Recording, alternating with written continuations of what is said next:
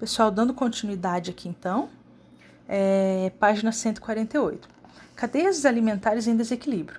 Lembre-se de que o desequilíbrio ecológico ocorre quando a quantidade de um ou mais elementos diminui ou aumenta, ou quando esses elementos são totalmente extintos, causando prejuízos imensuráveis ao meio ambiente e, consequentemente, à cadeia alimentar.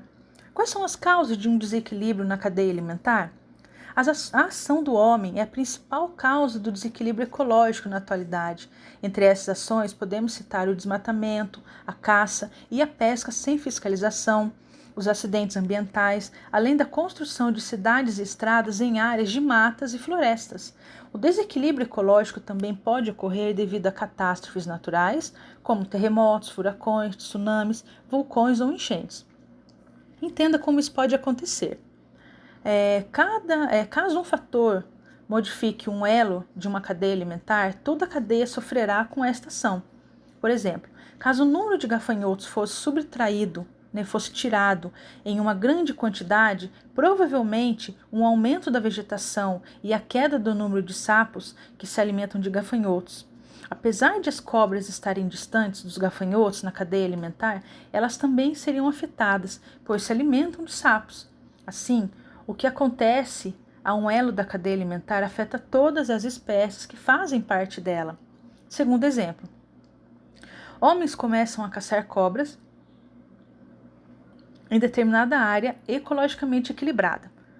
Com a diminuição do número de cobras, aumenta consideravelmente o número de sapos, que é o alimento dessas cobras. Com isso, a quantidade de insetos sofre uma redução considerável, podendo faltar para outras espécies que também se alimentam deles. Isso pode até provocar a extinção de certas espécies, caso elas sejam encontradas apenas naquela área. Com a diminuição das cobras, pode aumentar o número de roedores, que são ratos, por exemplo, que podem invadir as cidades em busca dos alimentos. Então, vocês viram nesse texto, pessoal, que como é importante a manutenção de todo esse ciclo. Porque nós vimos o quê? Que um depende do outro. E é um ciclo. Ele começa com os produtores, vai indo até os consumidores, primário, secundário, terciário. Aí, quando acontece o momento de que algum deles morre, os fungos, os decompositores, eles vão fazer o processo de decomposição desse material orgânico, transformá-lo em material inorgânico e devolver esse material para que os vegetais possam continuar esse processo. Então, tudo é um ciclo. Então, a partir do momento que um item desse ciclo ele falta, ele vai afetar toda a cadeia alimentar. Na página 149, diálogo com texto. Observe a cadeia alimentar abaixo. E se os sapos desse lugar forem subtraídos, ou seja, tirados? O que acontecerá com esse ecossistema? Justifique sua resposta. Então, pessoal, nós temos aqui uma planta, que é o produtor, temos o gafanhoto, nós temos aqui os consumidores, que é o sapo, e depois temos aqui os decompositores. O que vai acontecer se os sapos eles forem tirados desse lugar? Será que ainda vai ter equilíbrio? Será que vai entrar em desequilíbrio? E a quantidade de gafanhotos, será que ela vai aumentar ou não? O que o gafanhoto faz? Ele tem uma função também na natureza. E o que vai acontecer? Se o sapo ele for subtraído, ele for tirado desse lugar, vai acontecer o quê? Vai aumentar o número de gafanhotos? E qual que é a função? O que o gafanhoto come? O que vai acontecer? Então, essa atividade que é dessa maneira que vocês vão ter que raciocinar, tentar entrar nesse consenso. Se vai ter um equilíbrio, se não vai ter, se vai entrar em desequilíbrio e o que vai acontecer com a falta do sapo nessa cadeia alimentar, certo? A 2. Considere a seguinte cadeia alimentar. Nós temos aqui capim, lebre e gavião. Numa área fechada e não muito grande, há várias lebres que se alimentam principalmente de capim. Gaviões costumam atacar lebres. O que deve acontecer com a quantidade de capim se repentinamente diminuir a população de gaviões devido à caça predatória? Assinale a alternativa correta. Então, vocês vão ter que analisar aqui o que vocês acreditam que vai acontecer, certo? Depois nós temos aqui na atividade 152 uma experiência que vocês terão que fazer, tem que pedir ajuda para o pai, para a mãe, para o vô, para a avó, que eles terão que comprar alguns itens para vocês poderem fazer essa experiência. Vocês vão ter que fazer o registro dela na apostila e tudo mais.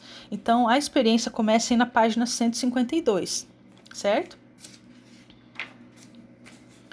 Objetivo: descobrir a importância dos fungos e das bactérias para o processo de decomposição, certo? Então, a proposta é, por meio dessa observação, vocês vão ter que verificar a ação dos decompositores nos alimentos, certo? Aqui nos participantes, a classe toda. Então, essa aqui é uma atividade que vocês vão ter que fazer em casa, vai ter que ser individual. Material: um tomate, uma fatia de pão, uma fatia de mamão e saco plástico transparente. Vocês vão ter que fazer o quê, pessoal? Olhando aqui as orientações gerais. Colocar cada um dos alimentos solicitados em um saco plástico transparente e bem vedado e guardá-lo em um local fechado, certo? Então, cada alimento dentro de um saquinho separado, embalagem tudo fechada. Não manusear os alimentos depois de embalados, ou seja, depois que embalou, amarrou, não tem que abrir a embalagem e mexer nele mais.